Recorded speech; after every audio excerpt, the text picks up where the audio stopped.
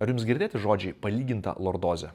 Ateikit. Juosmens išvaržą turintys dažnai mato šitos žodžius savo magnetinio rezonanso tyrimo aprašyme. Ir tai yra juosmens fiziologinio linkio sumažėjimas. Stuburas plokštėja.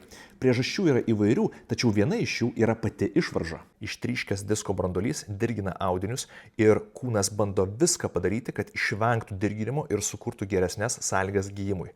Tam tikslui organizmas ištiesina stuburą, kryžkaulis bando tiestis atgal, didindamas tarpą, todėl mes turime atkurti lordozę palaikančių raumenų funkciją ir tai turime padaryti saugiai, nemaldami ir per daug nejudindami su jėga šitos vietos, nes kitu atveju žmogus dar labiau paaštrina situaciją ir įstringa amžinoj reabilitacijai. Gulėdami ant pilvo veiksmą atliksite iš 3 dalių. Pėdą pastatote, ištiesiate kelį, pakeliate koją, ištiesiat pėdą, įtempėt sėdmenis, laikot 1, 2, 3, nuleidžiat visą koją.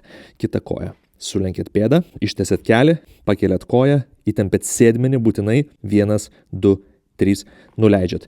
Kartojat po 5 kartus kiekvienai kojai, tai bus viena serija, tokias serijas turit pasidaryti bent jau 3 kiekvieną dieną. Per skausmą nieko nedarot. Šitas pratimas imituoja atsispyrimo fazę eisenos metu, tačiau eiti reikia greitai, tai aktyvuos užpakalinius kojos raumenis, sėdmenis ir palaikys juosmens lordozę.